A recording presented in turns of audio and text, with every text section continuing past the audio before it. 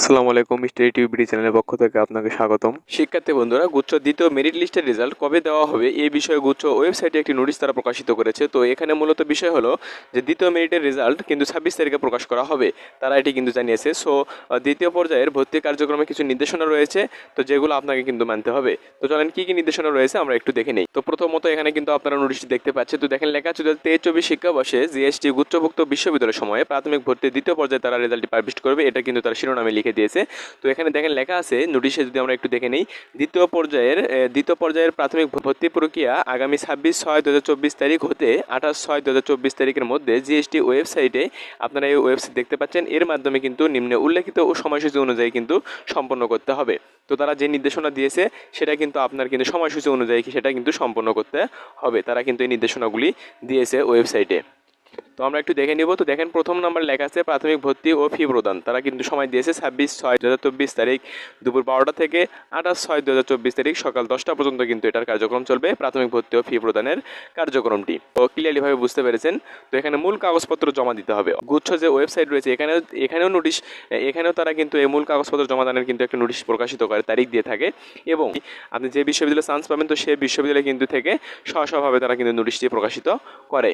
তো মূল কাগজপত্র জমা দিতে হবে 27/6/2024 তারিখ সকাল 10টা থেকে 28/6/2024 তারিখ বিকেল 3টার মধ্যে এসএসসি ও এইচএসসি বা সমমান পরীক্ষা মূল নম্বরপত্র আবেদনকারী প্রাথমিক ভর্তিকৃত বিশ্ববিদ্যালয়ে কিন্তু জমা দিতে হবে, তারা কিন্তু এটি জানিয়েছে। তো এটার মূল কাগজপত্র জমাদানের যে কার্যক্রম চলবে 27/6/2024 তারিখ থেকে সকাল 10টা থেকে 28/6/2024 তারিখ বিকাল 3টা পর্যন্ত কিন্তু আপনাদের এটা চলবে। এসএসসি ও এইচএসসির মূল যে নম্বরপত্র রয়েছে এটা কিন্তু আপনাকে আবেদনকারী প্রাথমিক ভর্তিকৃত বিশ্ববিদ্যালয় কিন্তু এটার কিন্তু মূল নম্বরপত্র কিন্তু আপনার জমা দিতে হবে বিশ্ববিদ্যালয়ে গিয়ে। তো এখানে আরেকটি কথা তারা লিখে দিয়েছে, ইতোপূর্বে প্রাথমিক ভর্তি পরীক্ষা সম্পন্ন করে থাকলে, এখানে কিন্তু ইতোপূর্বে অর্থাৎ আগে কিন্তু যদি প্রাথমিক ভর্তি প্রক্রিয়া সম্পন্ন করে থাকলে জিএসটির অন্য কোনো বিশ্ববিদ্যালয়ে মাইগ্রেশন হলেও শিক্ষার্থীর করণীয় কিছু নাই, মূল কাগজপত্র প্রাথমিক ভর্তিকৃত বিশ্ববিদ্যালয়ে কিন্তু জমা থাকবে। বিষয়টি হলো যে আগে যদি আপনি ভর্তি প্রক্রিয়া যদি সম্পন্ন করে থাকেন, তাহলে যে জিএসটি যে কোনো বিশ্ববিদ্যালয়ে যদি আপনি মাইগ্রেশন হলেও, অর্থাৎ এখানে যদি আপনি কাগজপত্র যে জমা দিয়েছেন, তো এখানে মাইগ্রেশন হলে আপনার কিন্তু কিছু করতে হবে না, কাগজপত্র যেহেতু জমা দিয়েছেন এবং সেভাবে আপনি থাকবেন। তো সেটার ক্ষেত্রে মাইগ্রেশন হলেও আপনার কিছু করার নেই, অর্থাৎ আপনার কিছু করতে হবে না, তারা কিন্তু জানিয়েছে। তো দেখেন লেখা আছে সকল প্রকার মাইগ্রেশন স্টপ, দ্বিতীয় পর্যায়ে যে মাইগ্রেশন তারা বলতেছে এখানে, তো সকল প্রকার মাইগ্রেশন স্টপ 28/6/2024 বিকাল 3টার মধ্যে কিন্তু অবশ্যই সম্পন্ন করতে হবে। মাইগ্রেশনের যে কার্যক্রমটি রয়েছে এটা আপনারা 28 তারিখের মধ্যে কিন্তু আপনারা এটা সম্পন্ন করবেন। তো তারপরে যে লেখা আছে দেখেন প্রাথমিক ভর্তি প্রক্রিয়া সম্পন্ন করাকালীন নিম্নলিখিত যে বিশেষ সময় সতর্কতার সাথে লক্ষণীয় ক্রমে অন্তর্ভুক্ত যে কোনো বিশ্ববিদ্যালয়ের সংশ্লিষ্ট বিভাগে প্রাথমিক ভর্তির জন্য প্রথমবার নির্বাচিত হওয়ার পরেও প্রাথমিক ভর্তি প্রক্রিয়া সম্পন্ন না করলে পরবর্তীতে জিএসটি গুচ্ছভুক্ত কোনো বিশ্ববিদ্যালয়ে ভর্তির জন্য বিবেচিত হবে না, এমনকি কোটায় ভর্তির জন্য কিন্তু বিবেচিত হবে না। প্রাথমিক ভর্তির জন্য আপনাকে কিন্তু 5,000 টাকা অনলাইনে পরিশোধের পরেও নির্ধারিত সময়ের মধ্যে কিন্তু মূল কাগজপত্র জমা দিতে না পারলে ভর্তি বাতিল হয়ে যাবে এবং জিএসটির কোনো বিশ্ববিদ্যালয় কিন্তু ভর্তির জন্য বিবেচিত হবে না। তো কোনো আবেদনকারী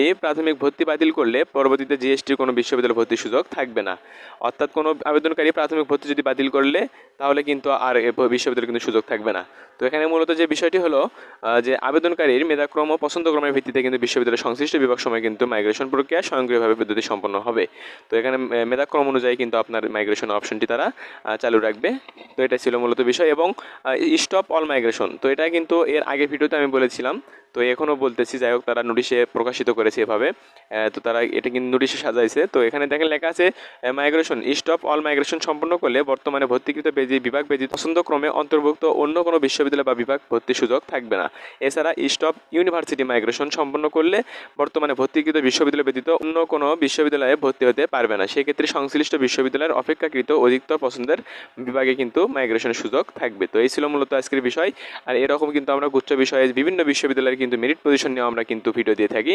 তো এরকম বিশ্ববিদ্যালয় সম্পর্কে গুচ্ছের যে কোনো আপডেট ভিডিও পেতে অবশ্যই আমার চ্যানেলকে সাবস্ক্রাইব করে রেখে দেবেন এরকম পরবর্তী ভিডিও পাওয়ার জন্য। আল্লাহ হাফেজ।